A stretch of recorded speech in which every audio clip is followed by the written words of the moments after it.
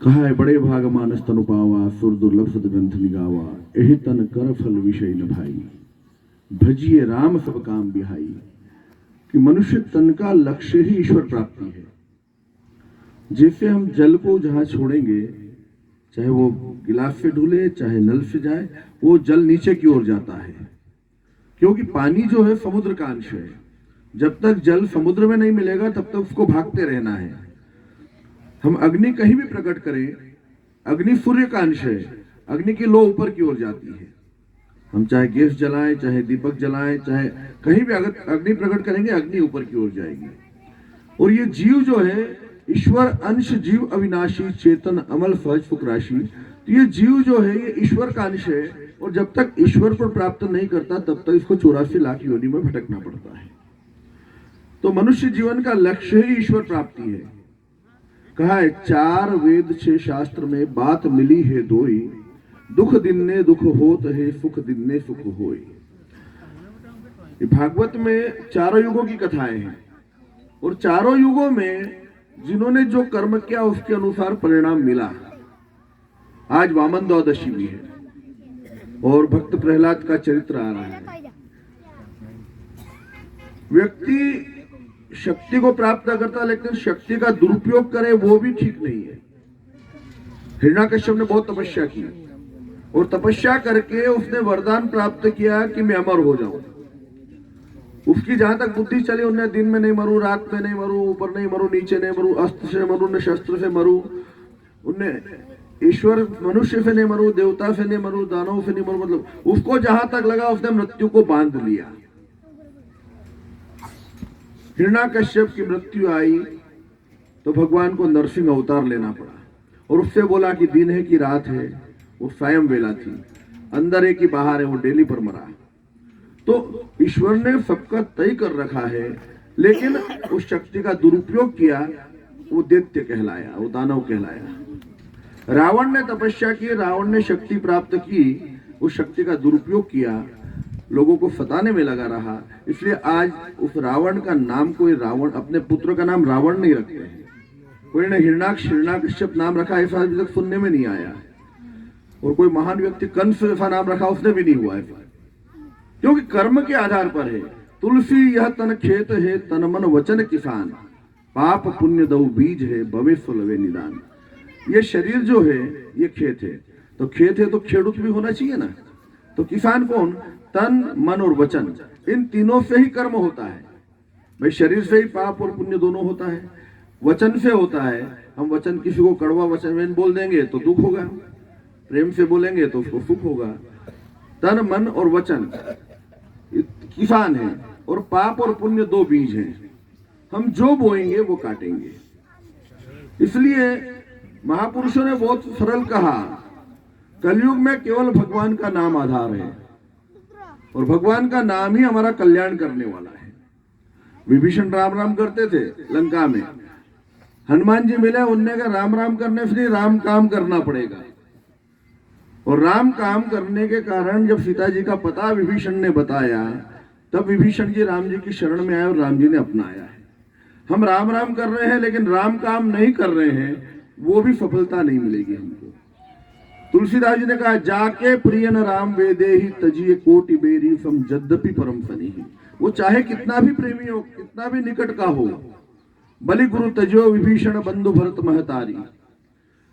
तो रामायण में सब उदाहरण दिए हैं। इस समय कलयुग है, और इस कलयुग में दुष्टों का कोई वो राक्षसों के सिंह नहीं होते थे, बड़े बड़े दांत नहीं होते थे, उसके कर्म ही राक्षस बनाते हैं।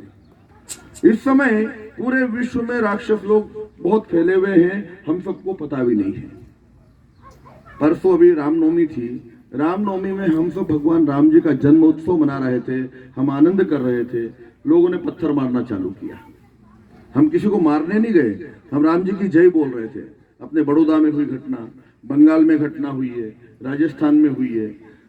आप अपने उत्सव मनाएं तो भी सावधान रहिए। हम अपनी सुरक्षा हम सबको करना पड़ेगी। भागवत पुराण जो है, रामायण है, राम कथा है, महाभारत है, ये हमको धर्म सिखाती है।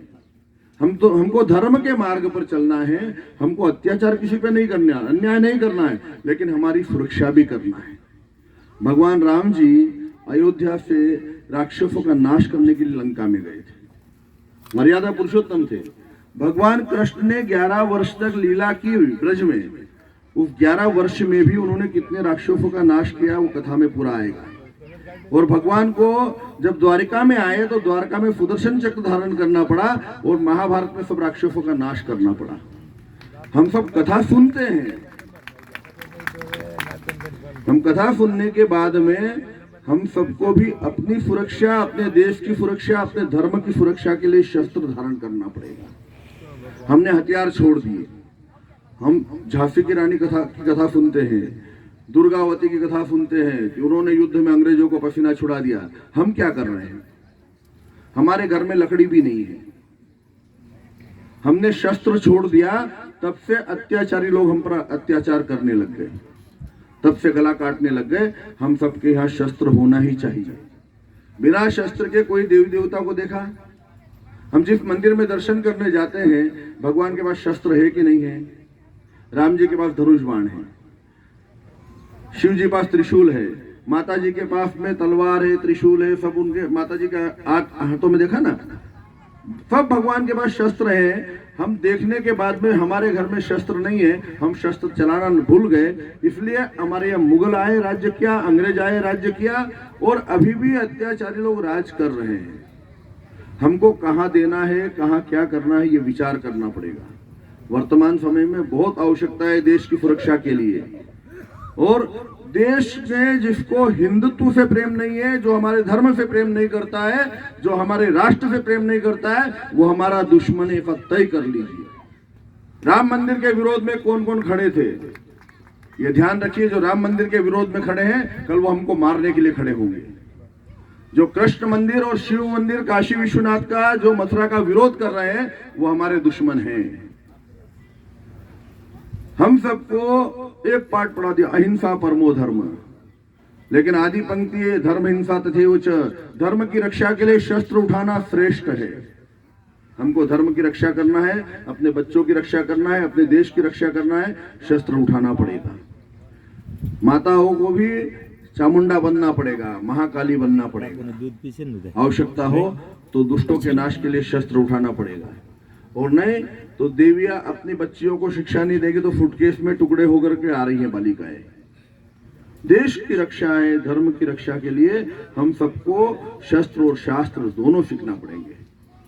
और तब हमारा देश का कल्याण होगा, हमारा समाज का कल्याण होगा, सनातन धर्म की रक्षा होगी। सनातन धर्म का अंत नहीं है, समाप्ति की ओर नहीं जाएगा, लेकिन हमको कष्ट सहन करना पड़ेगा। हमारे पुरखों ने हमारे धर्म को बचाने के लिए गर्दनें कटाई हैं, और जिन्होंने गर्दन कटाई उनको हम पूरा के रूप में आज पूज रहे हैं। वो धर्म के लिए लड़े हैं, गौ माता के लिए लड़े हैं, बहनों की इज्जत बचाने के लिए लड़े हैं, उनका हम पूजन कर रहे हैं। उनसे भी शिक्षा लेंगे, हम शस्त्र और शास्त्र दोनों की आराधना करेंगे। भगवान का नाम हमारा कल्याण करने वाला है। बिनु विश्वास भगत नहीं ते द्रवै न राम। बिना विश्वास के भगवान की भक्ति नहीं हो सकती।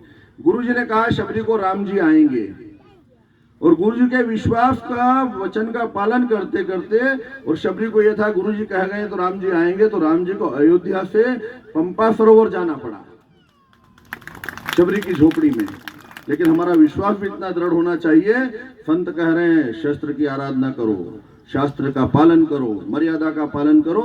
जब तक हम शस्त्र धारण नहीं करेंगे तब तक हम सब डरते रहेंगे। युद्ध तो होगा ही, महाभारत तो निश्चित है। वो कभी हो, कब होगा इसका समय निश्चित नहीं है, लेकिन देश में जगह जगह दंगे हो रही हैं। हर जगह कहीं पत्थर मारा हो रहा है, कहीं क्या हो रहा है। हमको सुरक्षा अपनी करना पड़ेगी, और सुरक्षा करना है। भगवान अपने सनातन धर्म में कोई देवी देवता युद्ध में मारा नहीं गया। बाकी सबके यहाँ जिनको मान रहे हैं वो लोग, वो सब मरे हैं। कोई जमीन में गड़ा पड़ा है, कोई 3 किले जिसको ठोके वो मर गया। हमारे यहाँ महाभारत युद्ध में भीष्म पितामह पूरे शरीर में बाण शैया पर पड़े रहे। 48 दिन बाद भीष्म पितामह ने अपनी इच्छा से शरीर छोड़ा। हमने भीष्म पितामह को भगवान नहीं माना, लेकिन 3 किले गाड़ दिए, और 3 किले में तीसरे दिन मर गया, दूसरे दिन। अब उसको हम भगवान मानने लग गए लोग। हमारे कोई भी ऐसी शक्ति नहीं है जिससे हम भगवान के नाम से काम नहीं कर सकते। राम नाम ना सही सब रोगा। राम जी का नाम जो है सब रोगों का नाश करने वाला है। माता जी के नाम लेने से दुष्टों का नाश होता है, लेकिन हम माता जी के पद चिन्हों पर चलें, हम दोनों शस्त्र और शास्त्र दोनों की आराधना करेंगे, भगवान का भजन करेंगे, हम सबका कल्याण होगा ही, आप सबका मंगल हो। आपने बहुत अच्छा आयोजन किया शास्त्री जी, आप सबको जो यहाँ व्यासपीठ से बोल रहे हैं अपने जीवन में अपनाएंगे, हम सबका मंगल होगा। अस्तु। जय श्री राम।